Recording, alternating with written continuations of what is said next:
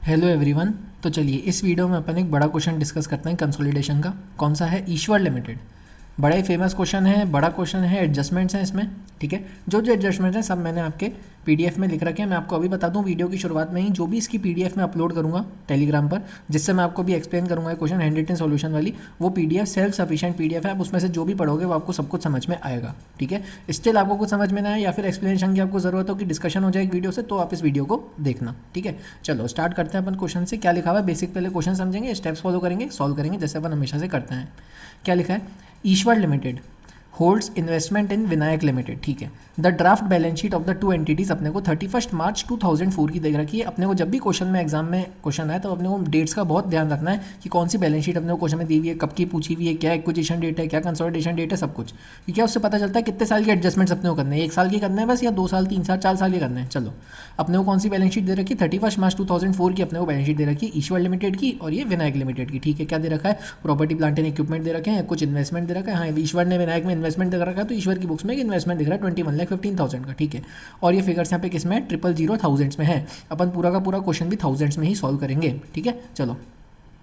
Inventory दे रखी है, trade receivers दे रखे हैं, कैश दे रखा है, इक्विटी लाइबिलिटीज में share capital, retained earning, other components of equity, provision, long term borrowing, deferred tax के भी एडजस्टमेंट्स अपने इस क्वेश्चन में समझ लेंगे अपन, सब लिखा हुआ है पहले से सब कुछ। चलो, एडिशनल इन्फॉर्मेशन में क्या दे रखा है पढ़ना शुरू करते हैं अपन। Ishwar limited's investment in Vinayak limited. ठीक है, उसके बारे में कुछ दे रखा है। ऑन 1 अप्रैल 2001, ध्यान से बैलेंस शीट कौन सी डेट की दे रखी है अपने को ऊपर? 31 मार्च 2004 की। क्या लिखा हुआ है? On 1 April 2001 Ishwar limited acquired 400 million shares in Vinayak limited by means of a share exchange of 1 share in Ishwar limited for every 2 shares acquired in Vinayak limited. ठीक है, यानी 400 मिलियन शेयर्स उन्होंने विनायक लिमिटेड में खरीदे। विनायक लिमिटेड के टोटल शेयर्स कितने हैं? Vinayak limited में टोटल शेयर्स कितने हैं? देखो, अब मिलियन का क्या मतलब होता है? 10 लाख मतलब होता है मिलियन का। ठीक है, 10 लाख। तो अगर अपने मिलियन में, अगर क्वेश्चन में अगर अपने मिलियन में दे रखा है वो सेंटेंस, तो अपन मिलियन में इसकी कैलकुलेशन एक बार करेंगे कि भाई कितने शेयर्स दे रखे हैं, कितने होगा ये। देखो, 5 लाख के बाद 3 जीरो और 1 मिलियन का मतलब 10 लाख। ठीक है, तो अगर अपन इसको मिलियन में कैलकुलेट करें और 1 रुपये का एक शेयर है, तो टोटल नंबर ऑफ शेयर कितने हुए? 5 लाख। उसके बाद मैं 3 जीरो और लगा दूंगा, डिवाइडेड बाय 10 लाख कर दूंगा। मेरे पास कितना है? 500 मिलियन शेयर्स। 500 मिलियन शेयर, उसमें से 400 मिलियन शेयर उन्होंने एक्वायर करे। तो कितना एक्वायर करा? 400 डिवाइड बाय 500, परसेंटेज 80%। तो मेरे को इस सेंटेंस से क्या समझ में आया कि जो पेरेंट की होल्डिंग है वो कितनी है? 80% है। ठीक है, मेरे को यहाँ से एक बात समझ में आ गई कि पेरेंट की होल्डिंग विनायक में 80% की है। मैं उम्मीद करता हूँ आपको कैलकुलेशन समझ में आ गई होगी। 1 मिलियन का मतलब 10 लाख होता है, 400 मिलियन। ठीक है, 400 मिलियन में अपने को सेंटेंस दे रखा है, तो अपन ऊपर क्या करेंगे? 1 रुपये का हमारा एक शेयर है विनायक लिमिटेड का। मैं यहाँ पर की बात कर रहा हूँ, इधर मैं आया हुआ हूँ अभी। 1 रुपये का एक शेयर, 5 लाख की टोटल शेयर कैपिटल। इसका मतलब 5 लाख और थाउजेंड से फिगर है, तो यानी 5 लाख में कैलकुलेटर पे लिखूंगा, 3 जीरो और लगा दूंगा क्योंकि बैलेंस शीट से मिटाने के लिए कि अब इतने। अब इसको मैं मिलियन में कन्वर्ट करने के लिए क्या करूँगा? Divide by 10 lakh. तो मेरे पास कितने हुए? 5 लाख। 1 मिनट, 5 लाख। उसके बाद मैंने 3 जीरो और लगाए, डिवाइडेड बाय 10 लाख। मेरे पास है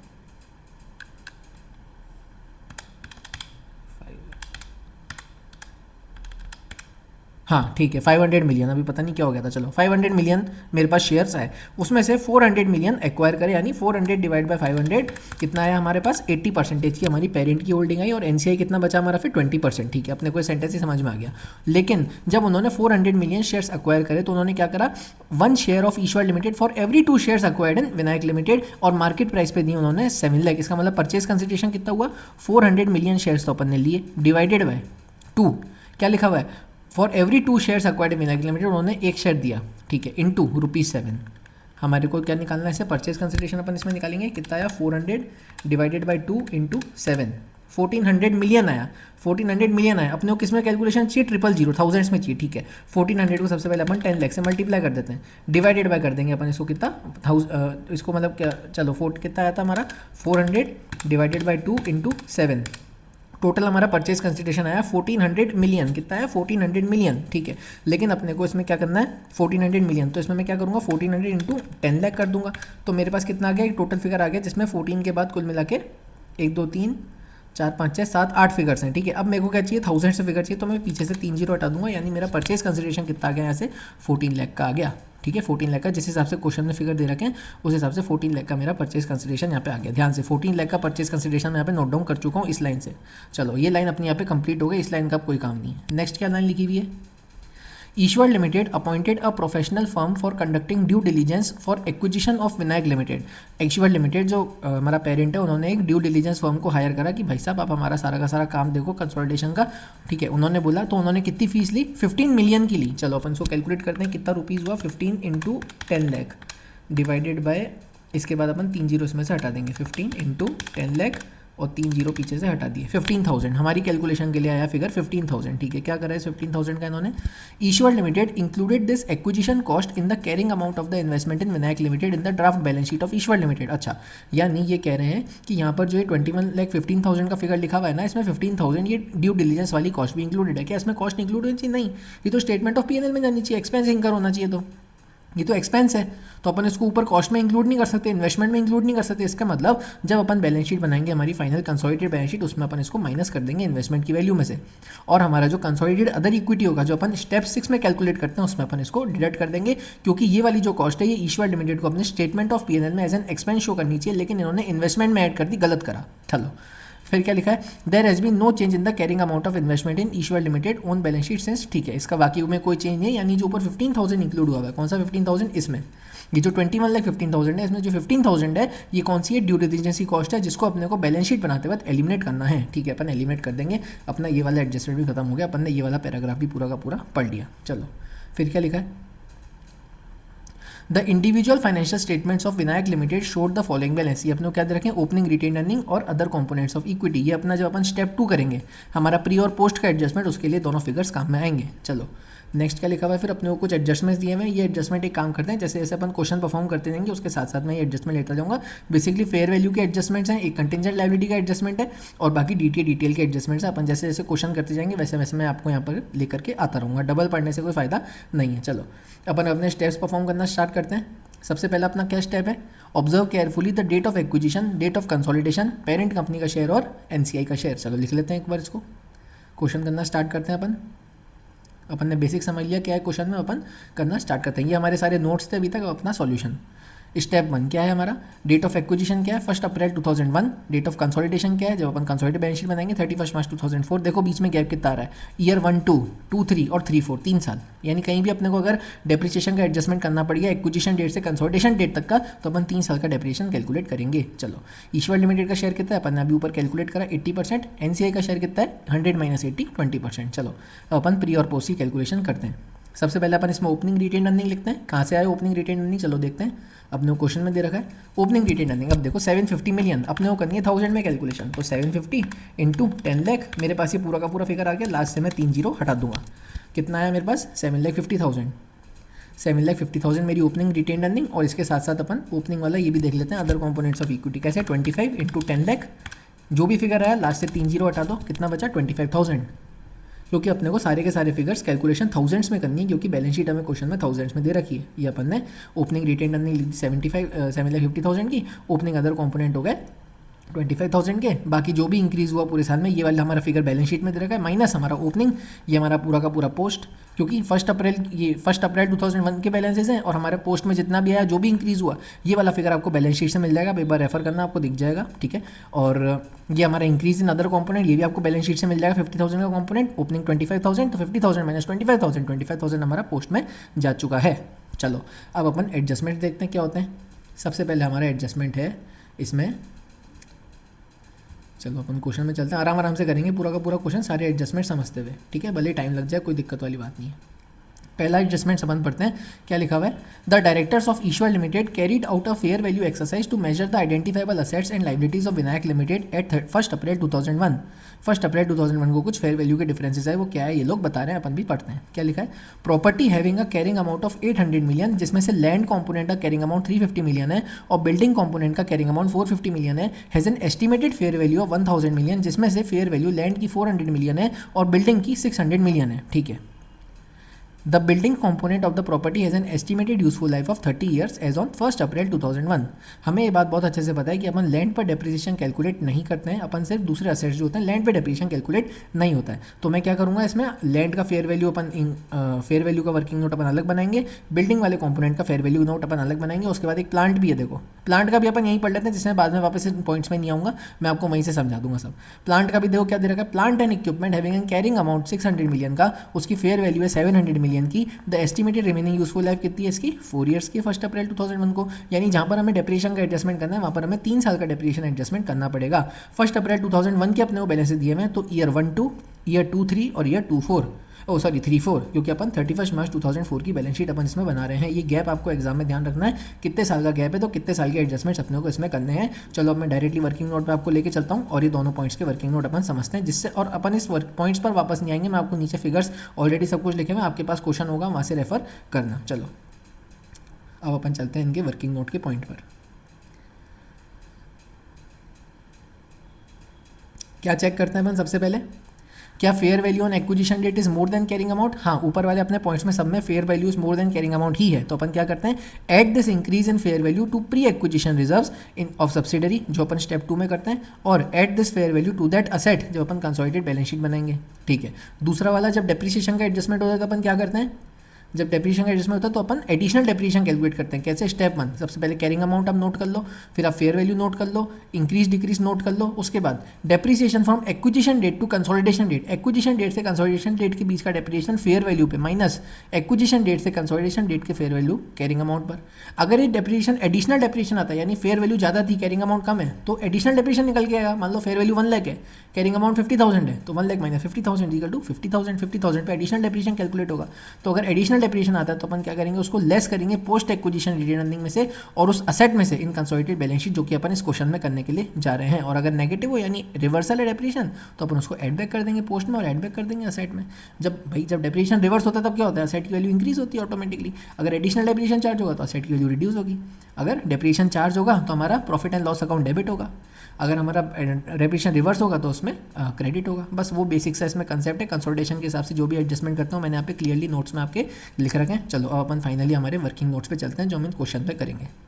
ये अपन ने क्वेश्चन की स्टार्टिंग करी थी, स्टेप 1 अपन ने परफॉर्म कर लिया, स्टेप 2 में अपन ने ओपनिंग लिख दिया। सारे स्टेप्स ऊपर मैंने नोट्स में लिख रखे हैं, जो जो यहाँ पे मैं कर रहा हूँ, है ना। आपको सब कुछ PDF में मिलेगा, तो कोई टेंशन वाली बात नहीं। आप पहले इसके स्टेप्स पढ़ना जो मैंने लिखे हैं ऊपर, फिर आप इसको क्वेश्चन सॉल्व करोगे, आपको सब कुछ अच्छे से समझ में आएगा। चलो सबसे पहले अपन ने ओपनिंग लिख दिया, यहाँ पे इंक्रीज लिख दिया, इसको ओपनिंग लिख दिया, इंक्रीज लिख दिया। चलो अपन बिल्डिंग का एडजस्टमेंट समझते हैं। Building adjustment working note number 1, कितनी है फेयर वैल्यू 6 लाख। मैंने मिलियंस में कन्वर्ट करके फिर थाउजेंड्स में फिगर में कन्वर्ट कर दिया, 3 जीरो हटा के साइड किया ना। आप एक बार फिगर्स में अपने कैलकुलेटर पे कर लेना। चलो फेयर वैल्यू कितनी है, क्वेश्चन में दी हुई अपने को एडजस्टमेंट में ऑलरेडी 6 लाख की। कैरिंग अमाउंट कितना है 4,50,000 का। Fair value is more than carrying amount, बिल्कुल। एक्सेस कितना है 1,50,000। क्या होगा, एक्सेस ऐड हो जाएगा इन प्री एक्विजिशन रिजर्व, जो हम स्टेप 2 में कर रहे हैं। चलो स्टेप 2 में इसको अपन ऐड कर लेते हैं। ये अपन ने यहाँ पे बिल्डिंग का एक्सेस फेयर वैल्यू स्टेप 2 में ऐड कर दिया as per working note number 1। और क्या करते हैं अपन, पीपी में ऐड करेंगे जब अपन बैलेंस शीट बनाएंगे स्टेप नंबर 7 में। जब अपन स्टेप नंबर 7 में चलेंगे वहाँ पर मैं आपको बताऊंगा। स्टेप नंबर 7 में भी सब कुछ ब्रैकेट में मैंने एरो करके सब कुछ समझा करके लिखा हुआ है। चलो बहुत अच्छी बैलेंस शीट बनाई है, उसमें मैंने पूरी कोशिश करी है कि सब कुछ क्लैरिटी रहे, क्या ऐड क्या लेस। चलो इसका डेप्रिसिएशन का एडजस्टमेंट कर लेते हैं, क्योंकि ये बिल्डिंग है, लैंड नहीं है, तो इस पर एडिशनल डेप्रिसिएशन भी आएगा। कैरिंग अमाउंट कितना है 4,50,000। फेयर वैल्यू कितनी है 6 लाख। एक्सेस कितना हुआ 1,50,000। लेकिन डेप्रिसिएशन ध्यान से 1 अप्रैल 2004 के बैलेंसेज हैं कैरिंग अमाउंट के, यानी अपने को डेप्रिसिएशन 3 साल का चार्ज करना है। लाइफ कितनी है 30 ईयर्स, क्वेश्चन में दी हुई है, एडजस्टमेंट में दी हुई है। 1,50,000 divide by 30 years into 3 years, ध्यान से इंटू 3 ईयर्स का डेप्रिसिएशन अपने को देना है 15,000 का। क्या करेंगे अपन एडिशनल डेप्रिसिएशन का, लेस कर देंगे from post acquisition reserves and less कर देंगे from the balance sheet asset. चलो पोस्ट एक्विजिशन अपन अभी स्टेप 2 में कर रहे हैं, तो इसमें तो कर देते हैं अपन अभी। ये अपन ने कर दिया as per working note number 1। जब अपन बैलेंस शीट बनाएंगे तब उसको अपन असेट में से भी माइनस कर देंगे। ये अपन ने बिल्डिंग का एडजस्टमेंट कर दिया। अब अपन लैंड का भी सिमिलर एडजस्टमेंट करेंगे। कितनी है फेयर वैल्यू 4 लाख की। कैरिंग अमाउंट कितना है 3,50,000। सब क्वेश्चन में डिटेल्स आपको गिवन है, मैंने बस उसको मिलियन से हटा करके 3 जीरो हटा करके यहाँ पर लिखा है। कैसे हटाया मैं आपको बता दूं, जो भी आपको फिगर मिलियन में गिवन है उसको आप सबसे पहले 10 लाख से मल्टीप्लाई करेंगे। 10 लाख से क्यों, क्योंकि 10 लाख का मतलब 1 मिलियन, तो 450 मिलियन दिया रखा है फॉर एग्जांपल। तो 450 मिलियन कितना हुआ 450 इंटू 10 लाख, तो हमारे पास सारा पूरा फिगर निकल के आ जाएगा। क्योंकि हमें थाउजेंड्स में कैलकुलेशन करनी है, तो लास्ट के 3 जीरो बैक स्पेस कर देना कैलकुलेटर में, तो हमारे पास ये फिगर आ जाएंगे 4 लाख और 3,50,000। चलो fair value is more than carrying amount, बिल्कुल। एक्सेस कितना है 50,000, बिल्कुल।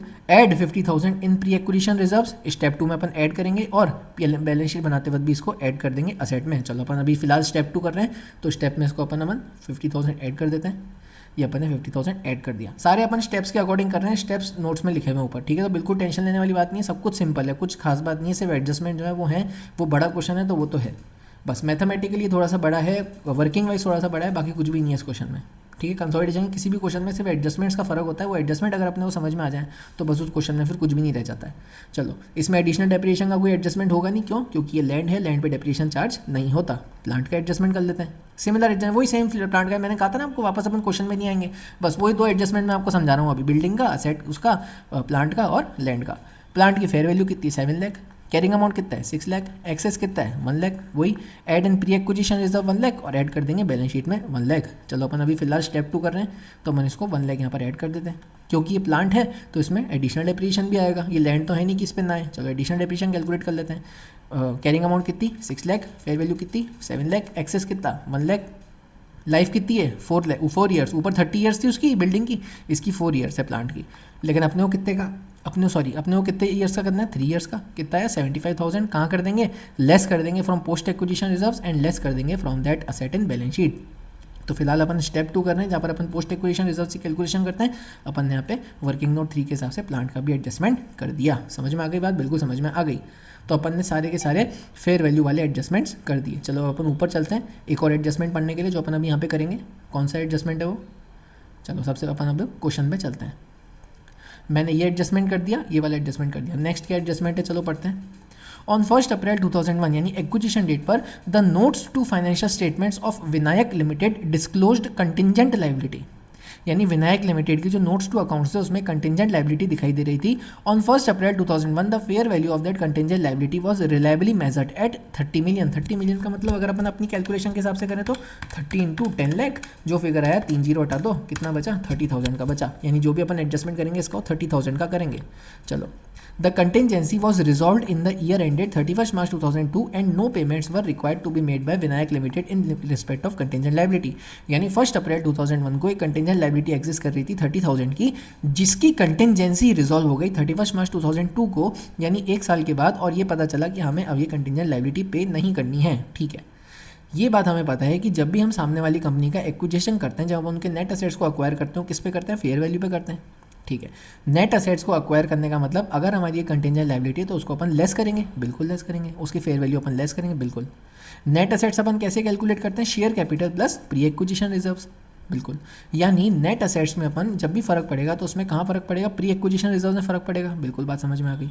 यानी कुल मिला के मेरे को इस क्वेश्चन के हिसाब से ये समझ में आया कि 1 अप्रैल 2001 को मेरे को एक लाइबिलिटी जो मैंने नहीं ली हुई है, जो उनके नोट्स में लिखी हुई है, मुझे उसको अक्वायर करना है। कितने पे अक्वायर करूंगा? फेयर वैल्यू पे अक्वायर करूंगा। फेयर वैल्यू पे अक्वायर करने का मतलब 30,000 पे करूंगा। क्या उससे मेरे नेट असेट्स कम होंगे? हाँ बिल्कुल कम होंगे। लेकिन मैं नेट असेट्स कैसे कैलकुलेट करता हूँ? Share capital plus pre acquisition reserves. यानी कुल मिला के मेरे प्री एक्विजिशन रिजर्व्स कम होंगे, बिल्कुल कम होंगे। मैं अभी नीचे कम कर दूंगा।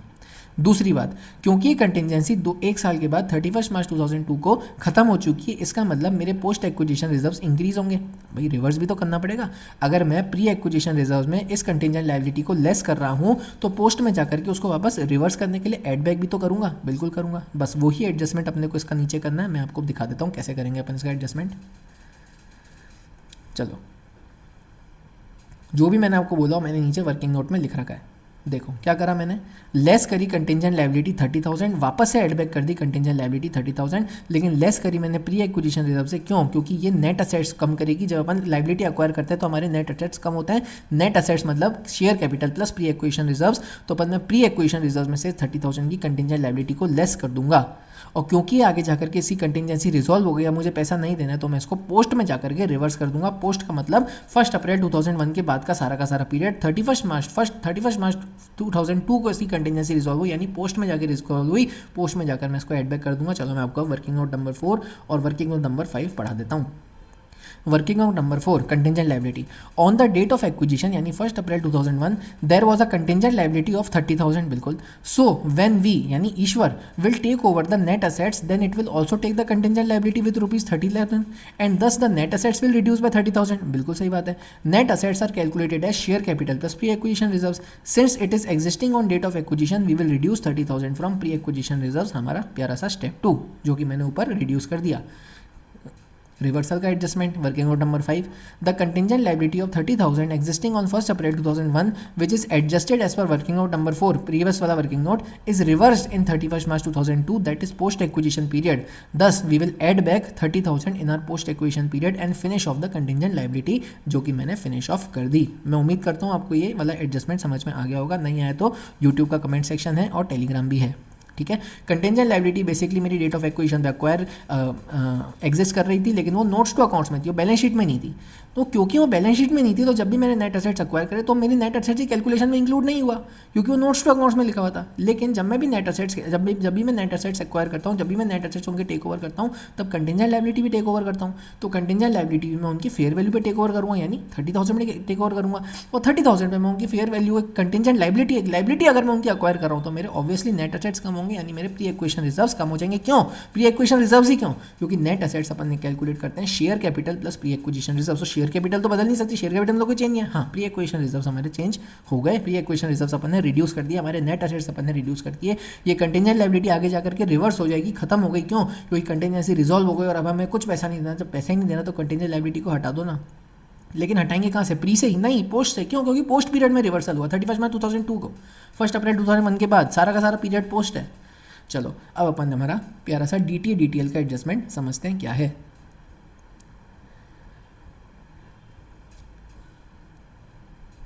DTA/DTL के लिए क्या होता है ना, इंडेस हमारा इनकम टैक्स वाला इंडेस 12 वो आपका पढ़ा हुआ होना चाहिए. अगर आपका नहीं भी पढ़ा हुआ है, अगर आपका इंडेस 12 नहीं भी पढ़ा हुआ है तो भी कोई दिक्कत वाली बात नहीं. मैंने इसका एडजस्टमेंट इस तरह से यहाँ पे लिखा हुआ है कि आपको इस इंडेस के हिसाब से वो समझ में आ जाए और इस क्वेश्चन में आपको कोई तकलीफ ना हो. और वो ऐसा नहीं कि मैंने कोई टिकाऊ तरीका लगाया है, वो वहाँ पे भी पूरा का पूरा रेलिवेंट है वो कंसेप्ट. आपने पढ़ा हुआ और इंडेस 12 चाहे नहीं पढ़ा हुआ, कोई दिक्कत वाली बात नहीं है. बेसिकली इंडेस 12 में अपन क्या करते हैं, कैरिंग अमाउंट और टैक्स बेस को कंपेयर करते हैं. कैरिंग अमाउंट में देखो, जब अपन बुक्स के अकाउंट से, मैं आपको थोड़ा ब्रीफ करूँ अगर, तो जब अपन अकाउंटिंग बुक्स के हिसाब से प्रिपेयर करते हैं हमारी बुक्स, तब कुछ डिफरेंसेस आ सकते हैं as compare to the tax books जो गवर्नमेंट प्रिपेयर करती है, जो इनकम टैक्स के हिसाब से होता है. तो अपने को उसके डिफरेंसेस लेने होते हैं और उसका DTA/DTL बनाना होता है. बस सिंपल सा इतना कैलकुलेशन है. चलो अपन अब एक बार एडजस्टमेंट पढ़ते हैं क्या है, फिर अपन नीचे उसके एडजस्टमेंट में चलेंगे.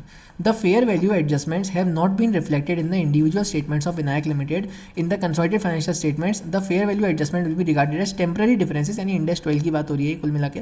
For the purpose of computing deferred tax the rate of deferred tax is temporary differences 20%. यानी जो भी उनमें डिफरेंसेस आते हैं उसको अपन उसकी एक डेफर्ड टैक्स असेट या डेफर्ड टैक्स लायबिलिटी कैलकुलेट करते हैं at the rate of that tax rate जो अपने को क्वेश्चन में प्रोवाइडेड होगी ऑलरेडी, जो कि इस क्वेश्चन में 20% की है. तो बेसिकली इस क्वेश्चन के हिसाब से अपन कैसे एडजस्टमेंट करेंगे मैं आपको एक बार बता देता हूँ, फिर अपन उसका एडजस्टमेंट इसमें क्वेश्चन के हिसाब से, फिगर्स के हिसाब से करेंगे. मैंने इसमें आपके लिए लिख दिया है. DTA/DTL का एडजस्टमेंट अपन कैसे करते हैं. Case 1, fair value of net assets is more than carrying amount of net assets. अभी आप ये वाला नीचे वाला ब्रैकेट मत पढ़ना अगर आपने इंडेस 12 नहीं पढ़ा हुआ है. तो अगर आपने पढ़ा हुआ है तो मुझे पढ़ाने की जरूरत ही नहीं पड़ेगी, आपको समझ में आ जाएगा. नहीं तो फिर आप सिर्फ ये वाली लाइन पढ़ो, ब्रैकेट मत पढ़ो. क्या लिखा है मैंने? Case 1, fair value of net assets is more than carrying amount of net assets, create DTL on the difference less from net assets. क्या करेंगे अपन, जब अपन लाइबिलिटी कैलकुलेट कर रहे हैं, यानी अपन एक कुल मिला के आप ऐसे समझो कि अपन एक लाइबिलिटी ले रहे हैं, तो अपन उससे अपने नेट असेट्स कम कर देंगे. हमारी लाइबिलिटी से नेट असेट्स कम होते हैं, डेफिनेटली असेट बनेगा, नेट असेट बढ़ जाएंगे. सिंपल सी बात. Less this DTL from pre और post as per the situation. अगर वो प्री वाले डिफरेंस आ रहा है तो अपन प्री वाले कॉलम से रिड्यूस करेंगे, पोस्ट वाले में आ रहा है तो पोस्ट वाले से करेंगे. असेट होगा तो प्री वाले में ऐड करेंगे, अगर पोस्ट में होगा तो पोस्ट में ऐड करेंगे. लाइबिलिटी रिड्यूस होगी, असेट ऐड होगा, लाइक नॉर्मल असेट. कंसोलिडेशन के हिसाब से अगर आपने इंडेस 12 नहीं पढ़ रखा है तो इसको ऐसा समझो कि नॉर्मल सेट लायबिलिटी वो अपन उसी कैलकुलेट कर रहे हैं. लेकिन कैसे कैलकुलेट करेंगे, अपन ये चेक करेंगे कि fair value of net assets, fair value of net assets is more than carrying amount of net assets, या फिर fair value of net assets is less than carrying amount of net assets. अगर fair value ज़्यादा है तो अपन DTL calculate करेंगे on the difference. अगर fair value of net assets कम है तो अपन DTA कैलकुलेट करेंगे ऑन द डिफरेंस. समझ में आ गई बात? बिल्कुल समझ में आ गई. चलो अपन इस क्वेश्चन के हिसाब से कैलकुलेशन करते हैं DTA/DTL की. आ जाते हैं अपन अपने वर्किंग नोट नंबर पे. ये आ गए अपन, वर्किंग नोट नंबर 5 अपन ने कर लिया कंटिजेंट लायबिलिटी का. वर्किंग नोट नंबर 6 में आ जाते हैं.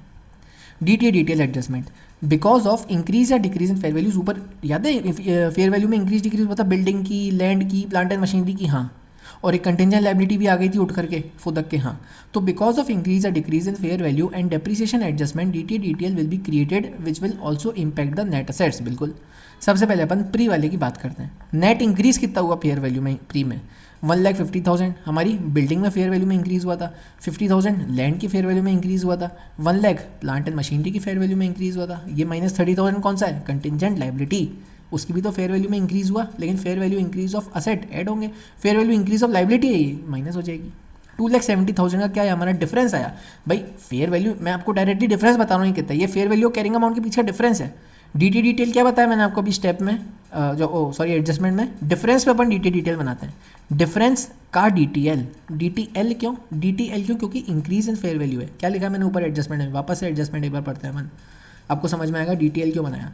Fair value of net assets is more then, क्या हम आपको ध्यान आ रहा है क्वेश्चन में, हमारी बिल्डिंग की भी फेयर वैल्यू ज़्यादा थी, हाँ लैंड की फेयर वैल्यू भी ज़्यादा ही थी कैरिंग अमाउंट से, हाँ प्लांट एंड मशीनरी की फेयर वैल्यू ज़्यादा थी कैरिंग अमाउंट से, हाँ तो यानी तीनों कंटिजेंट लायबिलिटी की भी फेयर वैल्यू ज़्यादा थी। भाई अपन ने बुक्स में तो कुछ दिखाई नहीं देता, जीरो थी, तो फेयर वैल्यू ज़्यादा हुई थी 30,000 से, हाँ तो यानी कुल मिला के fair value of net assets is more than carrying amount थी, हाँ तो इसलिए क्या बनेगा डिटेल बनेगा, हाँ चलो डिटेल बना देते हैं, आ जाओ। तो अपन ने क्या करा, हमारा ये हमारे सारे देखो अभी प्री क्यों, क्योंकि हमारे सारे के सारे फेयर वैल्यू इंक्रीज जो अपन दिखा रहे हो प्री में दिखा रहे हैं। देखो कौन सा अपन मैंने नीचे कौन सा फिगर लिए, 1,50,000 लिया, ये 50,000 लिया, ये 1 लाख लिया, सारे फेयर वैल्यू इंक्रीज हैं, ये 30,000 लिया, ये भी fair value increase of contingent liability, हाँ तो अपन ने क्या करा, इस पर अपन ने 2,70,000 हमारा कुल मिला के फेयर वैल्यू इंक्रीज आया था, उसका 20% हमारा DTL वर्किंग नोट नंबर 6 जो अपन अभी पढ़ रहे थे, ये देखो हमारा कुल मिला के नेट असेट्स में इंक्रीज कितना हुआ 2,70,000 का डिफरेंस का 20% टैक्स रेट जो अपने क्वेश्चन में दी हुई है 54,000 का हमारा DTL, क्योंकि ये DTL है लायबिलिटी है, तो अपन क्या करेंगे इसको रिड्यूस कर देंगे, क्योंकि आफ्टर ऑल नेट असेट्स में लायबिलिटी नेट असेट्स को रिड्यूस करती है, मैंने कम कर दिया, मेरा फाइनली मेरा प्री का पार्ट आ जाएगा। अब अपन पोस्ट में देखते हैं पोस्ट में क्या हुआ है, आ जाओ पोस्ट में क्या हुआ है देखते हैं अपन। पोस्ट में साहब मेरा डेप्रीसिएशन चार्ज हुआ है, पोस्ट में मेरा डेप्रीसिएशन चार्ज हुआ है, एक मिनट कहाँ गया, पोस्ट में मेरा डेप्रीसिएशन चार्ज हुआ है, तो यानी डिक्रीज इन फेयर वैल्यू कुल मिला के, भाई उसमें तो फेयर वैल्यू इंक्रीज अपन ने शो करा था, अब बाद में अपन ने डेप्रीसिएशन भी तो चार्ज करा, तो फेयर वैल्यू डिक्रीज हुई, हाँ तो यानी fair value less than carrying amount, हाँ तो यानी क्या बनेगा DTA बनेगा, हाँ DTA बनेगा, कितने का बनेगा DTA, देखो यहाँ पे फेयर वैल्यू रिड्यूस हुई 15,000 से, डेप्रीसिएशन एडिशनल डेप्रीसिएशन याद है किसका करा था अपन ने, बिल्डिंग का, एडिशनल डेप्रीसिएशन प्लांट का करा था याद है 75,000 का, वो वाले अपन ने ऐड कर दिए, प्लस रिवर्सल लायबिलिटी का रिवर्सल हो रहा है, यानी net decrease in fair value कितना हुआ 60,000 का हुआ, डिफरेंस का 20% 12,000, लेकिन ये क्या है हमारा DTA है, क्यों, क्योंकि डिक्रीज इन फेयर वैल्यू हो रहा है, यानी fair value is less than carrying amount, और जब भी fair value is less than carrying amount होता है तो हमारा क्या बनता है DTA बनता है, कहाँ गया हमारा एडजस्टमेंट वाला, ये रहा, जब भी fair value is less than carrying amount होता है हमारा क्या बनता है DTA बनता है, और अपन उसको ऐड करते हैं, ऐड क्यों करते हैं, बेसिकली नेट असेट्स हमारे ऐड हो रहा है, नेट असेट्स में असेट इंक्रीज हो रहा है, तो अपन क्या करेंगे जहाँ पर हमने लायबिलिटी लेस करी प्री में, लेकिन हम यहाँ पर असेट ऐड कर देंगे पोस्ट में, ये DTA है, ये पोस्ट वाला पार्ट है, प्री और पोस्ट का अलग अलग करना है, मैंने एडजस्टमेंट में भी लिख रखा है, बिल्कुल ध्यान से, अगर आप एडजस्टमेंट पढ़ोगे तो आपको सब कुछ समझ में आएगा कि कहाँ पर ऐड, कहाँ पर लेस, कहाँ पर कौन सा फिगर, कहाँ पे क्या फिगर, एग्जाम में तो दिक्कत आएगी नहीं कभी भी, ठीक है। तो अपन ने क्या करा यहाँ पे DTL बना दिया प्री वाले पार्ट में 54,000 का वर्किंग नोट नंबर 6 में, और DTA भी बना दिया अपन ने पोस्ट वाले पार्ट में 12,000 का वर्किंग नोट नंबर 6 में। मैं उम्मीद करता हूँ आपको समझ में आ गया होगा। बेसिकली हमने को फेयर वैल्यू कैरिंग अमाउंट को कंपेयर करना है। ब्रैकेट में जो लिखा मैं वहाँ पर अभी रीड नहीं करूँगा, क्यों, क्योंकि आप में से काफ़ी लोगों ने हो सकता है इंडेक्स 12 रिवाइज या फिर नहीं पढ़ा हुआ, तो उनको लाइन समझ में भी नहीं आएगी, और मैं अभी इस वीडियो में उसको समझा भी नहीं सकता, ठीक है, बहुत लंबी हो जाएगी नहीं तो वीडियो। तो बेसिकली आप इस पर्पज़ के लिए इतना ध्यान रखो कि अगर fair value of net assets is more than carrying amount, fair value ज़्यादा है, जो कि हमारे बिल्डिंग की भी ज़्यादा थी, लैंड की भी ज़्यादा थी, हमारी प्लांट एंड मशीनरी की भी ज़्यादा थी, लाइबिलिटी की भी ज़्यादा थी, तो वो जो डिफरेंस आएगा उसका अपन क्या कर देंगे DTL बना देंगे। अगर फेयर वैल्यू कम है कैरिंग अमाउंट से, कम क्यों हो रही है, हमने डेप्रिसिएशन चार्ज करा तीनों का इसलिए कम हुई वो, उधर हमारा लाइबिलिटी रिवर्स हो गई, तो हमारा नेट असेट्स में क्या हुआ, फेयर वैल्यू लेस हो गई, fair value is less than carrying amount, वो जो डिफरेंस आया नेट डिफरेंस जो है वो fair value is less than, fair value कम हुई कुल मिला के, तो अपन ने क्या बनाया उसका DTA बनाया पोस्ट वाले पार्ट में, क्यों, क्योंकि वो पोस्ट में होगा सब कुछ। अपन ने डेप्रिसिएशन ये देखो कौन से फिगर लिए थे अपन ने डेप्रिसिएशन, ये वाला अपन ने पोस्ट में डेप्रिसिएशन चार्ज करा, पोस्ट में डेप्रिसिएशन चार्ज करा, पोस्ट में रिवर्स करी लाइबिलिटी। तो मैं उम्मीद करता हूँ ये DTA DTL का एडजस्टमेंट एक मेन एडजस्टमेंट था इस क्वेश्चन का, वो आपको समझ में आ गया होगा। चलो तो इसी के साथ हमारा स्टेप 2 नंबर कंप्लीट होता है। प्री का अपन ने टोटल ले लिया, पोस्ट का अपन ने टोटल कर लिया, पोस्ट का अपन ने ईश्वर और विनायक में 80-20 बांट दिया। चलो अब अपन हमारे नेक्स्ट स्टेप पे चलते हैं। स्टेप नंबर 3 हमारे नेट असेट्स, हमारे नेट असेट्स पे आ गए अपन। Share capital 5 lakh, pre acquisition reserves अपन ने स्टेप 2 में कैलकुलेट करे 9,91,000, हमारे नेट असेट्स आ गए 14,91,000। स्टेप 4 NCI कैलकुलेट कर लेते हैं, कितनी है date of proportionate share PSNA method से हमें इसमें proportionate share of net assets method से अपने को इसमें NCI कैलकुलेट करना है। क्वेश्चन में नहीं दिया हुआ होता तो अपन PSNA से ही करता है, मैं भूल गया कि एक्चुअली क्वेश्चन में दिया हुआ है या नहीं, एक बार पढ़ लेते हैं इसको, और नहीं होता तो फिर भी अपन PSNA को ही हमेशा वो देते हैं, प्रेफरेंस देते हैं। एक बार मैं पढ़ लेता हूँ कि दिया हुआ है क्या, एक्चुअली मेरे दिमाग से निकल रहा है फिलहाल, कि कहीं पर दिया हुआ है क्या।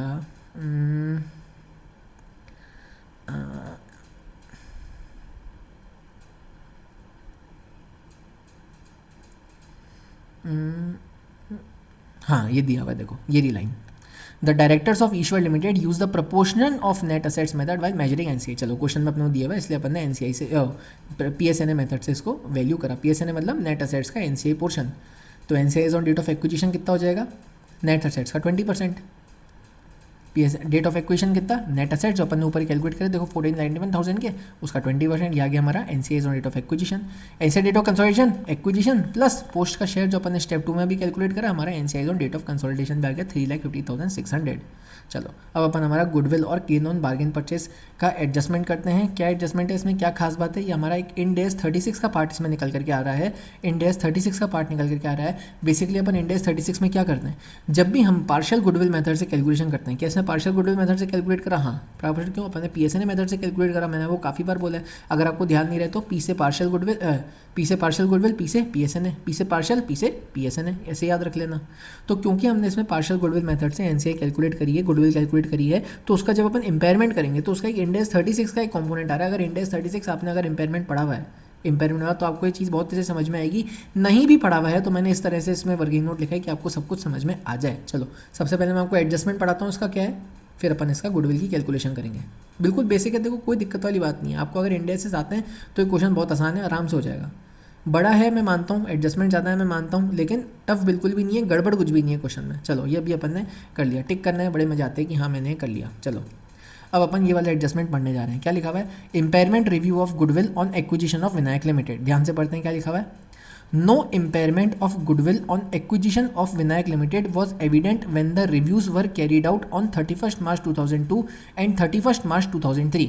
यानी 31st March 2002 को और 31st March 2003 को जब मैंने ये चेक करा कि क्या मेरा गुडविल या क्या मेरी गुडविल इम्पेयर होनी चाहिए, एज पर इंड एस 36 अपन ये चेक करते हैं। अपन बेसिकली क्या चेक करते हैं, रिकवरेबल अमाउंट चेक करते हैं।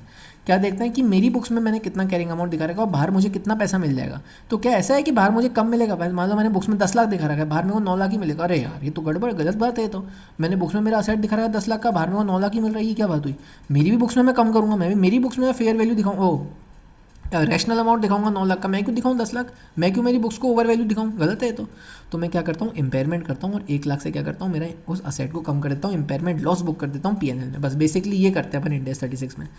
तो इसमें यही बात लिख रखी है कि एज ऑन 31st मार्च 2002 और एज ऑन 31st मार्च 2003 को ऐसी कोई अपने को सिग्नल नहीं मिला, ऐसा कोई एविडेंस नहीं था, ऐसा कोई सबूत नहीं था मानने के लिए कि फेयर वैल्यू ज़्यादा है। जब मैंने चेक करा ना मेरा रिकवरेबल अमाउंट 31st मार्च 2002 को 31st मार्च 2003 को, तो कहीं मेरे को ऐसा लगा नहीं कि मैंने मेरी बुक्स में ज़्यादा कुछ दिखा रखा है, तो मैंने कुछ इंपेयरमेंट बुक नहीं करा। लेकिन जब मैंने 31st मार्च 2004 को चेक करा, the directors of Ishwar limited carried out a further review and concluded that the recoverable amount of the net assets of Vinayak limited was 2000 million.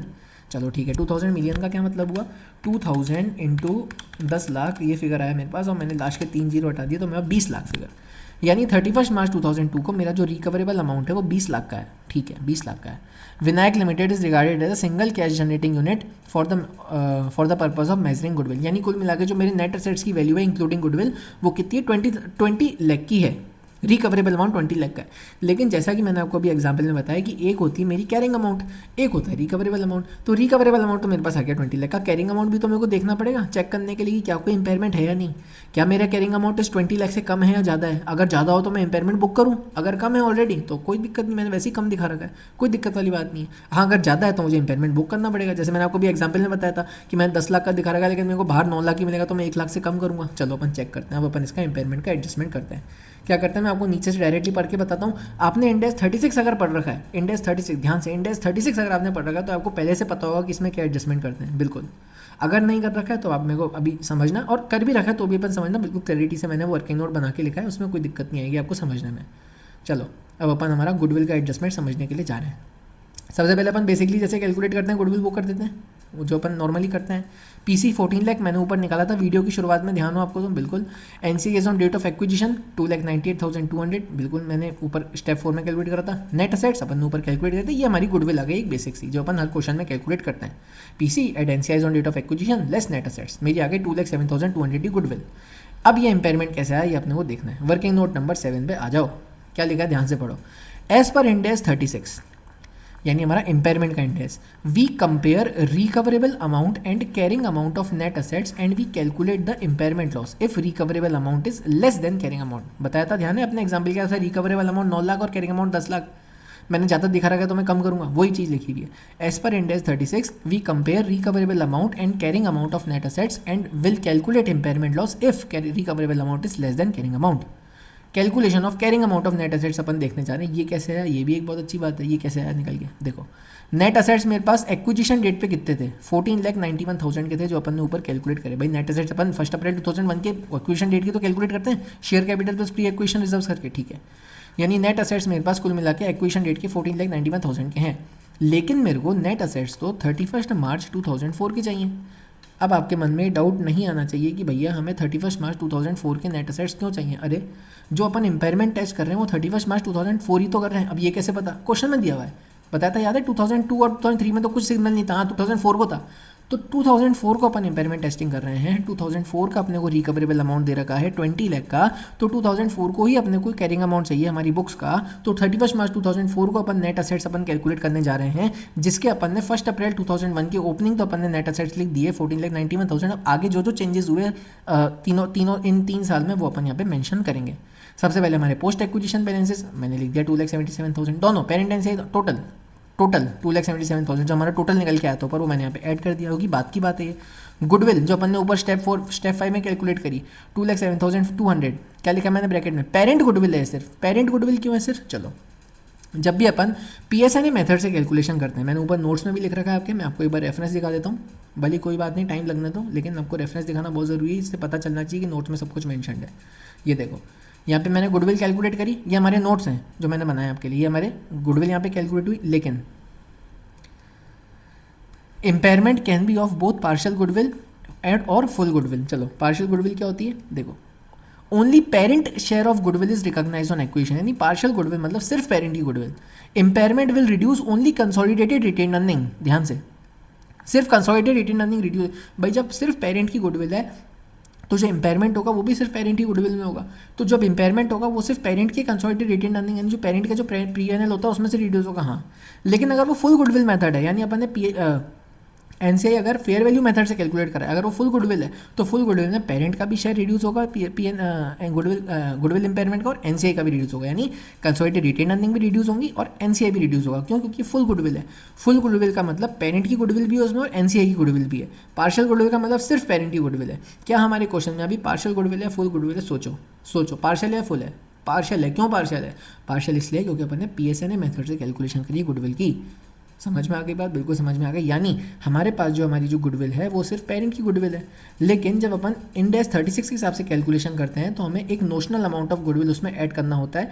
ये नोशनल अमाउंट ऑफ गुडविल वाली line आपको तब समझ में आएगी जब आप इंड AS 36 पढ़ लोगे, लेकिन स्टिल मैंने यहाँ पे वर्किंग नोट में बना के लिख रखा है जिससे इस क्वेश्चन के लिए मैं आपको समझा पाऊँ। चलो मैंने नेट असेट्स ही कैलकुलेट करे, नेट असेट्स हैं मेरे एक्सक्लूडिंग गुडविल, मैंने मेरा पोस्ट वाला पार्ट भी ऐड कर दिया, यानी ये 31 मार्च 2004 के मेरे पास नेट असेट्स निकल करके आ गए। ठीक है, समझ में आ गई बात कैसे है, 31 मार्च 2004 क्यों लिखा मैंने, समझ में आया आपको, आया कि नहीं आया, आ गया होगा। 1 अप्रैल के तो इतने थे जो मैंने ऊपर कैलकुलेट करे। 1 अप्रैल के बाद क्या हुआ, मेरा प्रॉफिट हुआ, पोस्ट वाला पार्ट। 1 अप्रैल के बाद वाला पार्ट 2 लाख, इसलिए 31 मार्च 2004 मैंने यहाँ पे लिखा है। लेकिन ये एक्सक्लूडिंग गुडविल है, इसमें गुडविल तो है नहीं, गुडविल तो मैंने अभी अभी कैलकुलेट करी। ये नेट असेट्स में थोड़ी ना कोई गुडविल इंक्लूडेड है, गुडविल तो मैंने अभी अभी कैलकुलेट करी तो उसको भी तो ऐड करूँ, ये मैंने कर दी। लेकिन तो पार्शियल गुडविल है। अब एक वाला एडजस्टमेंट क्या कहता है, plus goodwill NCI proportionate goodwill to be added, ध्यान से क्या लिखा है, ओनली, ये वर्ड बहुत इंपॉर्टेंट है, ये वर्ड बहुत इंपॉर्टेंट है, only for the purpose of calculating impairment loss as per Ind AS 36 and this NCI part is not the actual goodwill part. समझ में आई क्या लिखा है लाइन, मैंने ये वाली मेन गुडविल ऐड कर दी जो अपन ने ऊपर कैलकुलेट करी है, बात समझ में आई। ये गुडविल मैंने ऐड क्यों करी है, इसमें इंक्लूडेड क्यों नहीं है, ये डाउट आ रहा है क्या, ये गुडविल इसमें इंक्लूडेड नहीं है, डाउट आ रहा है क्या, बता देता हूँ क्यों आ रहा है। ये गुडविल इसमें इसलिए इंक्लूडेड नहीं है क्योंकि अपन ने नेट असेट्स कौन से के लिए, 1 अप्रैल के लिए। मैंने गुडविल कब कैलकुलेट करी, मैंने आज कैलकुलेट करी, अभी तो क्वेश्चन में कैलकुलेट करी गुडविल। क्या बैलेंस शीट में थी क्या ऊपर गुडविल, नहीं, मैंने तो अभी कैलकुलेट करी। तो इसमें तो इंक्लूडेड ही नहीं है, तो इसलिए मैंने ऐड करी। लेकिन ये तो सिर्फ पेरेंट का शेयर है। मेरे को इंड एस 36 की कैलकुलेशन करने के लिए एनसीआई का भी प्रोपोर्शनल गुडविल ऐड करना होता है, मेरे को फुल गुडविल उसमें ऐड करनी होती है। एक्चुअल में ये फुल गुडविल नहीं है, एक्चुअल में तो ये पार्शियल गुडविल ही है। क्यों? क्योंकि पीएसएनए मेथड से कैलकुलेशन करी गई है। लेकिन इंड एस 36 की कैलकुलेशन करने के लिए मेरे को उसको फुल गुडविल बनाना पड़ता है। मैंने क्या बोला? कैलकुलेशन करने के लिए। एक्चुअल में ये फुल गुडविल नहीं है, एक्चुअल में ये एनसीआई वाला पार्ट इंक्लूडेड नहीं है। ये वाली गुडविल एक्चुअल में एग्जिस्ट ही नहीं करती है, ये वाली गुडविल एक्चुअल में एग्जिस्ट ही नहीं करती है। ये मेरे को सिर्फ कैलकुलेशन पर्पस के लिए कैलकुलेट करनी है। क्या लिखा है मैंने? NCI proportionate goodwill to be added only for the purpose of calculating impairment loss and NCI part is not the actual goodwill. ये एक्चुअल नहीं है, ये गुडविल की आत्मा है, ये एक्चुअल नहीं है, ये एग्जिस्ट ही नहीं करती है। कैसे करा मैंने? 2,07,200 ये 80% पार्ट है, तो 20% कितना हुआ? 51,800। मेरा कैरिंग अमाउंट आ गया टोटल 20,27,000 का। मेरे पास रिकवरेबल अमाउंट भी है। अब मैं इम्पेयरमेंट लॉस कैलकुलेट कर सकता हूँ 27,000। लेकिन डाउट आना चाहिए कि भाई ये 27,000 में तो आपका जो एनसीआई वाला जो फेक गुडविल है, जो भूतिया गुडविल है, उसका भी पार्ट आ रहा है, प्रेत आत्मा वाली गुडविल का, जो फेक गुडविल है, जो एक्चुअल नहीं है। हाँ, लेकिन मेरे को इम्पेयरमेंट तो सिर्फ पेरेंट की गुडविल का करना होता है। अपन अभी ऊपर वर्किंग नोट ना पढ़ के है। हाँ, तो इसका भी मैं क्या 80% करूँगा? हाँ 80% करूँगा, वही तो करा है। देखो, out of 27,000 impairment loss, the real impairment, ध्यान से, real impairment is only 27,000 into 80%। क्योंकि 20% तो नोशनल थी, 20% तो फेक थी, 20% तो सिर्फ कैलकुलेशन पर्पज के लिए करा था। तो ये जो इम्पेयरमेंट है इसमें से भी 20% फेक है। तो रियल कितना है? 80%, 21,800, because NCI part was only for the purpose of calculation and NCI will not bear any impairment loss because NCI bear loss in case of full goodwill only. That is when NCI is measured as per fair value method. और इस method में तो अपन ने पीएसएनए से method से value करा है, तो एनसीआई का तो गुडविल बियर ही नहीं करेगी कुछ, एनसीआई तो इम्पेयरमेंट करेगी नहीं कुछ, सिर्फ पेरेंट करेगी कितना? 27,000 का 80%। ये आ गया हमारा 27,000 का 80%। मैंने यहाँ पे माइनस कर दिया, वर्किंग नोट रेफरेंस दे दिया 7। और मेरी इम्पेयर्ड फाइनल गुडविल जो मेरी कहाँ जाएगी? बैलेंस शीट में जाएगी। स्टेप नंबर 7 में आ गई मेरी निकल करके। कितनी आ गई? ये पीडीएफ भी शायद इसमें आत्मा आ गई, अपने आप ऊपर नीचे हो जा रही है। कितनी आ गई? 1,85,600। मैं उम्मीद कर रहा हूँ ये इंडेक्स 36 का एडजस्टमेंट आपको अच्छे से समझ में आ गया होगा। नहीं आया तो आप वीडियो रिवर्स करके फिर से इसको समझना, क्योंकि मैं कितना ही शॉर्ट में समझाने की कोशिश करूँ मेरे को वापस उतना ही बोलना पड़ेगा। और वीडियो रेलिवेंटली लंबी हो, इससे अच्छा भाई बात पीछे जाके रिवर्स करके चेक करना। बेसिकली रिकवरेबल अमाउंट और कैरिंग अमाउंट को इसमें अपने को चेक करना होता है। यहाँ पर मैंने क्यों गुडविल ऐड करी, पीछे जाके वापस से सुनना। सिर्फ इसलिए ऐड करी क्योंकि इन नेट असेट्स में ये इंक्लूडेड नहीं है। नेट असेट्स में गुडविल अभी इंक्लूडेड नहीं है। मैंने अभी तो जस्ट कैलकुलेट करी, तो उसको ऐड तो करूँ। ये क्यों करी? इंडेक्स 36 के पर्पस के लिए करी। मेरे को फेक गुडविल बनानी होती है जब मैं पार्शियल मेथड से करता हूँ। तो अगर ये भैया फेयर वैल्यू मेथड से होती तो अपना नहीं करते, तो हमारी जो ये गुडविल होती वो ऑलरेडी फुल वाली होती। ये ऑलरेडी फुल होती। क्यों? जो अपन ने फेयर वैल्यू से करते हैं, लेकिन अपन ने पीएसएनए से करा है क्योंकि, तो ये क्या है? पार्शियल है, फुल नहीं है, ये पार्शियल है। इसलिए अपने को इसको फुल बनाना पड़ेगा सिर्फ for the purpose of calculation. समझ में आ गई बात? तो हमारा यहाँ पे गुडविल का एडजस्टमेंट भी पूरा हो चुका है। चलो अब अपन नेक्स्ट चलते हैं हमारे कंसोलिडेटेड अदर इक्विटी के एडजस्टमेंट पे। 5 स्टेप्स हमारे क्वेश्चन के हो गए। हमारा स्टेप 6 कंसोलिडेटेड अदर इक्विटी। चलो सबसे पहले अपन ने इन्वेस्टर का बैलेंस ले लिया 26,000, ये अपने को क्वेश्चन में दिया हुआ है। 26,65,000 प्लस 12,50,000 ये ले लिया अपन इन्वेस्टर का बैलेंस। हमारा पोस्ट एक्विजिशन का पार्ट जो अपन ने स्टेप 2 में कैलकुलेट करा था ऐड कर दिया। इम्पेयरमेंट जो अपन ने करा, ये तो पेरेंट की गुडविल है सिर्फ, तो पेरेंट की कंसोलिडेटेड अर्निंग से तो कम हो गई होगा। बिल्कुल मैंने कर दिया, जो अभी अपन ने ऊपर कैलकुलेट करा, देखो 21,600 का फिगर वही वाला है, मैंने लेस कर दिया। ड्यू डिलिजेंस की कॉस्ट याद है ऊपर इन्वेस्टमेंट में से मैंने वो कहा था गलती से इन्होंने इन्वेस्टमेंट में ऐड कर दिया है, तो 21,51,000 में से हटा देंगे। चलो एक बार रेफरेंस के लिए दिखाता हूँ, आपको याद आ जाए पिक्चर में किसकी बात कर रहा हूँ। मैं इसकी बात कर रहा हूँ मैं इसकी बात कर रहा हूँ। याद है मैंने आपको कहा था 15,000 में फेक इंक्लूडेड है, तो अपन इसमें से 51,000 हटा देंगे और हमारा पीएनएल में ऐड कर देंगे। ओ सॉरी, पीएनएल से लेस कर देंगे। ड्यू डिलिजेंस की कॉस्ट है तो हमारा पीएनएल से लेस होगा। बस वही कंसोलिडेटेड अदर इक्विटी से मैं इसको लेस कर रहा हूँ। चलो वही मैंने यहाँ पे इसको लेस करी, ड्यू डिलिजेंस कॉस्ट माइनस कर दी। अब ये कौन सा है? प्रोविजन का एडजस्टमेंट, लास्ट एडजस्टमेंट इस क्वेश्चन का, वो अपन समझ लेते हैं क्या है। चलो अपन क्वेश्चन पे चलते हैं, आ जाओ क्वेश्चन पे चलते हैं अपन इसको वापस से। है तो बड़ा क्वेश्चन ये ईश्वर लिमिटेड का है ना, मेरे को भी बड़ा लगा काफ़ी। ये अभी वाला एडजस्टमेंट अपन ने कर दिया अभी लास्ट एडजस्टमेंट बचा, इसको भी समझ लेते हैं। बिल्कुल सिंपल सा, कुछ खास बात नहीं है। चलो क्या लिखा है? On 1 April 2003 Ishwar limited completed the construction of a non current asset with an useful life of 20 years. 1 अप्रैल 2003 को कंस्ट्रक्शन कंप्लीट हुआ जिसकी यूजफुल लाइफ 20 ईयर्स की है। The cost of construction was recognised in property plant and equipment and depreciated appropriately. ठीक है, Ishwar limited has the legal obligation to restore the site on which the non current asset is located on 31 March 2043। 2043 में एक restoration की cost अपने को इंकर करनी है, तो एस्टिमेटेड कॉस्ट कितनी है उसकी 125 मिलियन है आज की डेट पे। यानी आज की डेट पे कितनी है 125 इंटू 10 लाख, 3 जीरो हटा दो, 1,25,000, ठीक है।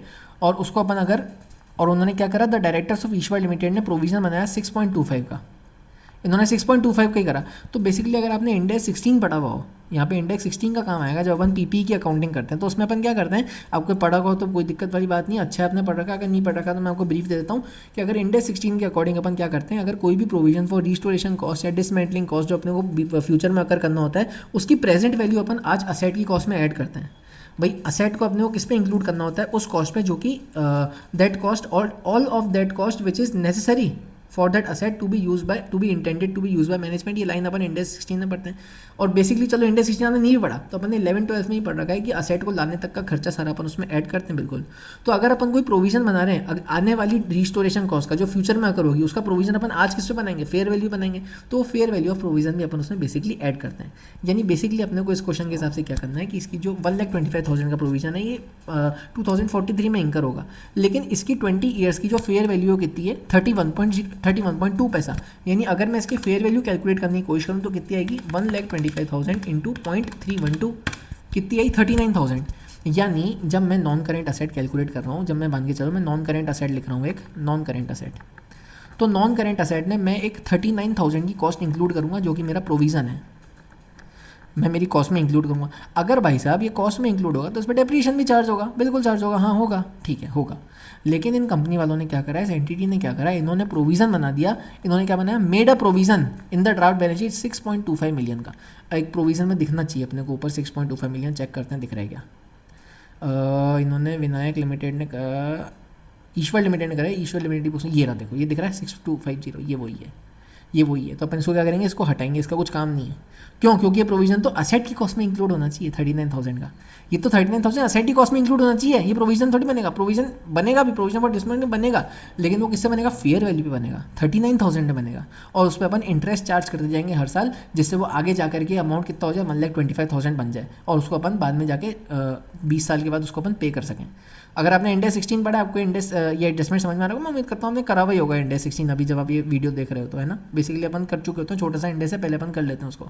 चलो तो अपन क्या करेंगे, प्रोविजन बनाएंगे और उस पर इंटरेस्ट चार्ज करेंगे एट द रेट ऑफ 6%। लेकिन इन कंपनी वालों ने क्या कर रखा है, 6.25 का प्रोविजन बना रखा है, तो उसको रिवर्स कर देंगे। चलो अपन उसका एडजस्टमेंट समझने जा रहे हैं, अब समझते हैं अपन इसका एडजस्टमेंट क्या है।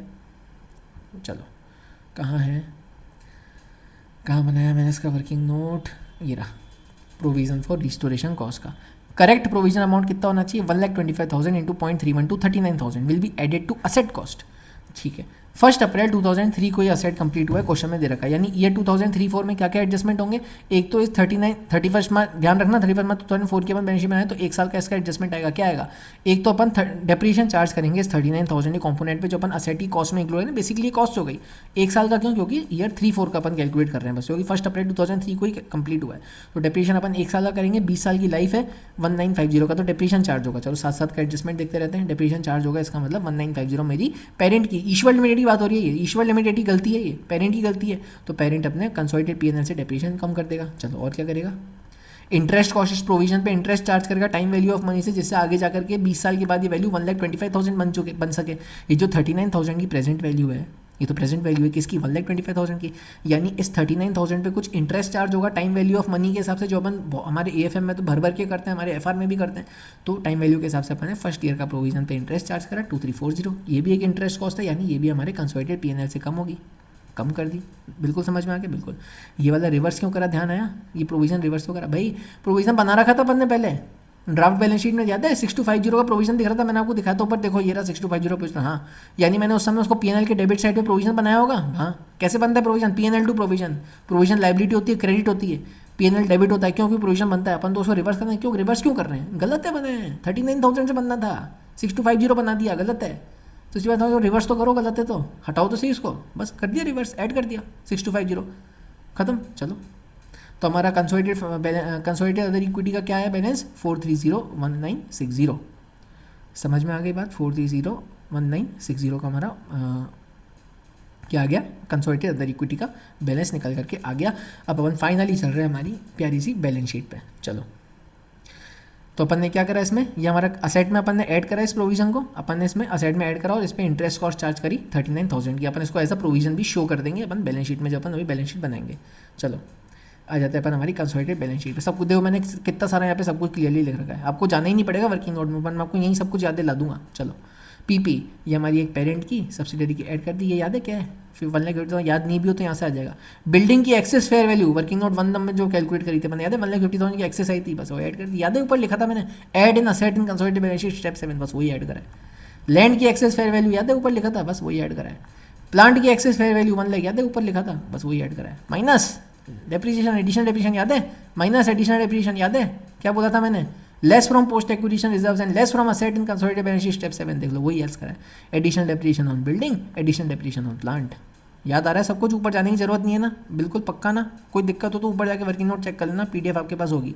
चलो नेक्स्ट क्या है, प्रोविजन बनाया मैंने, असेट की कॉस्ट में इंक्लूड करा, देखो नॉन करेंट असेट हमारे पीपी में इंक्लूड होता है, देखो ऐड कर दिया मैंने provision to restore working note number 8 जो अभी अपन ऊपर बना के आए। क्या लिखा था ये देखो, क्या लिखा, ये रहा डेप्रिसिएशन कंपोनेंट ऐड हो रहा है, ये रहा to be added to asset cost. देखो सब कुछ समझ में आता है अपने को कि अपन क्या क्या करते हैं एडजस्टमेंट, दिक्कत क्या होती है बैलेंस शीट में करना हम भूल ना जाए, ठीक है। चलो मैंने प्रोविजन ऐड कर दिया मैंने नॉन करेंट असेट में, डेप्रिसिएशन मैंने माइनस कर दिया, असेट कम हो रहा है, डेप्रिसिएशन भाई आफ्टर ऑल डेप्रिसिएशन क्या होता है, decrease in asset, depreciation on this, इस वाले का डेप्रिसिएशन लेस हो रहा है। आप चाहो तो नेट ऑफ भी कर सकते हो, लेकिन क्लैरिटी रखो ना दिमाग में, क्या हो गया थोड़ी वर्किंग ज़्यादा करनी पड़ जाए, लेकिन समझ में आना चाहिए आंसर कैसे आया। अब मैं इसको माइनस करके दिखाता डायरेक्ट तो हो सकता है आपको फिगर समझ नहीं आता कि भाई साहब ये कौन सा फिगर है, 38,000 समथिंग समथिंग कहाँ से आ गया ये, तो इससे अच्छा मैंने सोचा कि पहले प्रोविजन ऐड करो फिर लेस उसका डेप्रिसिएशन करो। तो हमारी कितनी आ गई पीपी निकल के बाद 47,17,050। चलो इन्वेस्टमेंट का देख लेते हैं, 21,000 15,000 हमारी बैलेंस शीट में डायरेक्टली ये फिगर दिख रहा है, दिक्कत। चलो इसके लिए अपन ऊपर बैलेंस शीट में चलते हैं, मेरे को आपको एक कंसोलिडेटेड बैलेंस शीट का नोट भी समझाना है, उसके लिए मेरे को इसके आपको ऊपर लिखना है, कुछ वो नहीं है खास, नया नोट नहीं है, कुछ बहुत बड़ा कुछ नहीं बताने वाला हूँ। 21,50,000 हमारा टोटल इन्वेस्टमेंट, इसमें से अपन एक तो 15,000 तो ड्यू डिलिजेंस वाली कॉस्ट रिड्यूस कर देंगे। दूसरी बात, जब अपन कंसोलिडेटेड बैलेंस शीट बनाते हैं, मैंने कंसोलिडेटेड बैलेंस शीट के नोट्स में आपको लिख रखा है, do not right the following, कौन सा, investment amount of parent company subsidiary company mention in the asset side of parent balance sheet. भाई इन्वेस्टमेंट इन सब्सिडरी थोड़ी ना दिखाता है अपन कंसोलिडेटेड बैलेंस शीट में, कितना इन्वेस्टमेंट इन सब्सिडरी याद है, पीसी 14 लाख का, हाँ याद है, हाँ बस वही लेस करना है अपने को, कुछ नई बात बताई क्या, नहीं, बहुत सारे क्वेश्चन में अपन ऑलरेडी ये चीज़ कर चुके हैं, कुछ भी नया नहीं बताया मैंने आपको, ये तो ऐसे ही वाला सॉल्यूशन है। चलो हाँ, तो क्या करा मैंने यहाँ पे 14 लाख वो पीसी रिड्यूस कर दिया, यहाँ पे भी लिख रखा है देखो, बेकार ही अपन ऊपर गए, we do not take investment in subsidiary consolidated balance sheet less वो ड्यू डिलिजेंस वाली कॉस्ट, वो अपन ऊपर ऑलरेडी कंसोलिडेटेड पीएनएल में डाल दी है, दिखाऊँ कहाँ डाली है, दिखा दूँ मैं आपको एक बार रेफरेंस के लिए, ये देखो ये अपन ने ऑलरेडी यहाँ पे डाल दी जो एक्चुअल में होना चाहिए था, और जो नहीं होना चाहिए था वो अपन ने वापस यहाँ पे रिवर्स कर दिया। 21,15,000 ये थी, इसमें 15,000 ये माइनस कर दिया, 14 लाख ये माइनस कर दिया, क्योंकि अपन दिखाते ही नहीं है। नेट हमारा इन्वेस्टमेंट बचे हुए अदर इन्वेस्टमेंट, और भी तो इन्वेस्टमेंट होंगे, जरूरी थोड़ी सब्सिडरी उसका इन्वेस्टमेंट है, बहुत सारे इन्वेस्टमेंट होंगे, तो ये 7 लाख के उसके बचे हुए इन्वेस्टमेंट किसके, ईश्वर के। गुडविल, फाइनली वाली गुडविल अपन यहाँ पे लिख दी 1,85,600, इंपेयरमेंट के बाद करंट असेट्स पे आ गए, इन्वेंट्रीज में कुछ एडजस्टमेंट है नहीं, ट्रेड रिसीवेबल में कुछ एडजस्टमेंट है नहीं, कैश एंड कैश इक्विवेलेंट में एडजस्टमेंट है नहीं, डायरेक्टली ऐड करके फिगर डाल दो। इक्विटी एंड लायबिलिटीज पे आते हैं, किसकी दिखाते हैं अपन, शेयर कैपिटल सिर्फ पेरेंट की दिखाते हैं, दिखा दी। कंसोलिडेटेड अदर इक्विटी का बैलेंस स्टेप 6 पे अपन ऊपर कैलकुलेट करके हैं, दिखा दिया। NCI as on date of consolidation calculate करिए ऊपर ने अपन ने, दिखा दी स्टेप 4 में। कैलकुलेशन सब करते हैं, दिखाना मत भूल जाना। प्रोविजन आ जाओ, नया प्रोविजन बनाते हैं अपन, वो तो रिवर्स कर दिया ऊपर पुराना वाला 6250 जो गलत था, 39,000 दिखाओ प्रोविजन फॉर रिस्टोरेशन, ये तो असली वाला है ना। असेट में ऊपर ऐड करो तो लायबिलिटी में भी तो इम्पैक्ट दिखाओगे ना 39,000, बिल्कुल। ये मैंने इंटरेस्ट ऑन प्रोविजन ऐड करा, ये इंटरेस्ट समझ में आया, ये इंटरेस्ट कौन सा है भाई, जब अपन आज प्रोविजन को करंट किस पे दिखा रहे हैं, फेयर वैल्यू पे दिखा रहे हैं, सॉरी प्रेजेंट वैल्यू पे दिखा रहे हैं। एक्चुअल प्रोविजन तो मेरा 1,25,000 का है, लेकिन ये 1,25,000 20 साल बाद की वैल्यू है। आज मैं दिखाऊंगा तो प्रेजेंट वैल्यू पे दिखाऊंगा, और उसको मैं टाइम वैल्यू ऑफ मनी के हिसाब से इंटरेस्ट ऐड करता जाऊंगा, जिससे 20 साल के बाद मेरे पास जो इस प्रोविजन का अमाउंट बचे इस बैलेंस शीट में वो 1,25,000 दिखाई देने लगे। और जैसे ही 1,25,000 मेरा प्रोविजन का अमाउंट दिखाई देने लगेगा, मैं उसकी वो जो रिस्टोरेशन की लायबिलिटी है वो पे कर दूंगा। मेरी यहाँ से लायबिलिटी कम हो जाएगी, बैलेंस शीट से मेरा बैंक कम हो जाएगा, बैलेंस शीट फिर भी मैच रहेगी। समझ में आ गई बात, बिल्कुल समझ में आ गई। नहीं समझ में आई तो पिछले 10-20 सेकंड रिवर्स करके सुनना, सबको समझ में आ जाएगा। फेयर वैल्यू प्रेजेंट वैल्यू अपन ने कैलकुलेट करा, उसका इंटरेस्ट अपन चार्ज करें। इंडेक्स 16 पढ़ा होगा तो कोई दिक्कत ही नहीं आएगी, एएफएम कर रखी होगी कोई दिक्कत नहीं आएगी। मैं उम्मीद कर रहा हूँ आपने करी रखी हुई होगी, वैसे अगर आप कंसिडरेशन का क्वेश्चन कर रहे हो तो बेसिकली कर ही चुके हैं अपन होते हैं, वो सारे चैप्टर अपने हुए होते हैं, ठीक है। तो अपन ने इंटरेस्ट यहाँ पे ऐड कर दिया कि इंटरेस्ट ऐड होता है। फाइनेंशियल लायबिलिटी इंडेक्स 109 आपने करा हुआ तो भी आपको समझ में आ सकती हैं चीज़ें, काफ़ी जगह अपन ये करते हैं चीज़ें एएफएम में और एफआर में, है ना, इसलिए 41,340 हमारा प्रोविजन का अमाउंट आ गया। लॉन्ग टर्म बोरोइंग में कुछ एडजस्टमेंट है नहीं, डायरेक्टली लिखते हैं DTL पे आ जाओ एक बार, आ जाओ DTL समझते हैं। DTL ये फिगर कौन सी लिए मैंने, बैलेंस शीट से लिए। चलो मैं आपको एक बार लेके चलता हूँ DTL की बैलेंस शीट में, मतलब बैलेंस शीट की DTL में कहाँ है, ये रहा डेफर्ड टैक्स लाइबिलिटी साइड दिख रहा है, यानी डेफर्ड टैक्स लाइबिलिटी है। 2,25,000 और 1,40,000 मैं डायरेक्टली ऐड कर दूंगा। लेकिन मैंने आगे और क्या क्या कर रखा है, इसे मैंने आगे और भी कांड कर रखे हैं। क्या कर रखे हैं, ये देखो, ये रहे वो वाले कांड। क्या करे थे, एक तो DTL बनाया था, जब अपन लाइबिलिटी साइड कैलकुलेट करें तो DTL ऐड होगा, समझ भाई, लाइबिलिटी में लाइबिलिटी ऐड होगी, 50,000 ऐड होगा, क्योंकि असेट है तो ये लेस हो जाएगा फाइनल बैलेंस शीट में, क्योंकि DTA है। अब अलग से ऊपर DTA दिखाना है, इससे अच्छा नेट ऑफ DTA डिटेल दिखा दो ना नीचे लाइबिलिटी साइड में, जब DT लाइल का बैलेंस ज़्यादा है तो।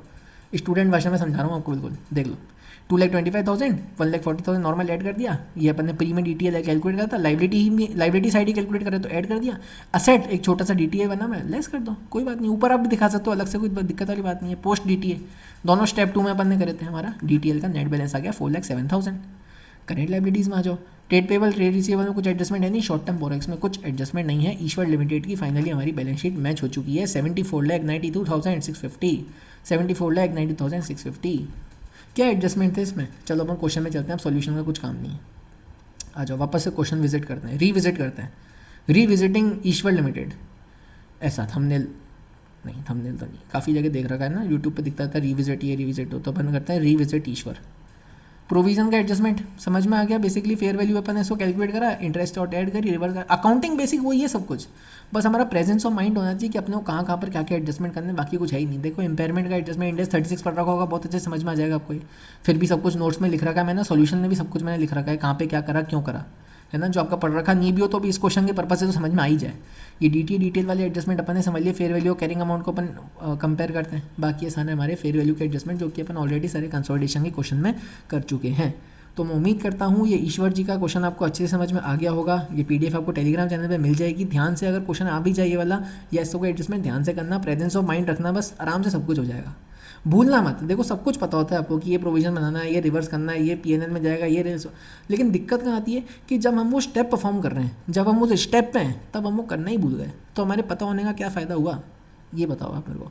जैसे डेफर्ड टैक्स है, आपको पता है कि ये मेरे को ऐड करना है, लेकिन अगर आपको उस एग्जाम के टाइम पे ये याद नहीं आया कि मैंने स्टेप 2 में डिटेल बना रखा है, तो क्या फ़ायदा हुआ फिर वो स्टेप 2 करने का, ये है दिक्कत। तो बस प्रेजेंस ऑफ माइंड रखना, सब कुछ आराम से हो जाएगा। अगर ये क्वेश्चन आया तो नहीं हुआ, अगर आपने वीडियो एंड तक देखी, क्वेश्चन आपको समझ में आया, अच्छा लगा, कमेंट सेक्शन में बताया ना कि हाँ अच्छा लगा, समझ में, क्योंकि बहुत मेरी वर्किंग लगी इसमें करने में। एक ये और एक और क्वेश्चन है, बड़े कंसल्टेशन की करीब हर क्वेश्चन में ज़्यादा वर्किंग लगती है ना, समझाने के पर्पज से। सॉल्व करना हो तो कोई भी कर दे हो तो, लेकिन एक्सप्लेनेशन PDF ऐसी होनी चाहिए कि आपको सेल्फ सफिशिएंट रहे हो पढ़ने के लिए। वीडियो ना भी देखी हो आपने तो भी वो PDF से आपको सब कुछ समझ में, उस तरह की PDF में बनाने की कोशिश करता हूँ। Thank you so much, subscribe कीजिएगा, सपोर्ट कीजिएगा।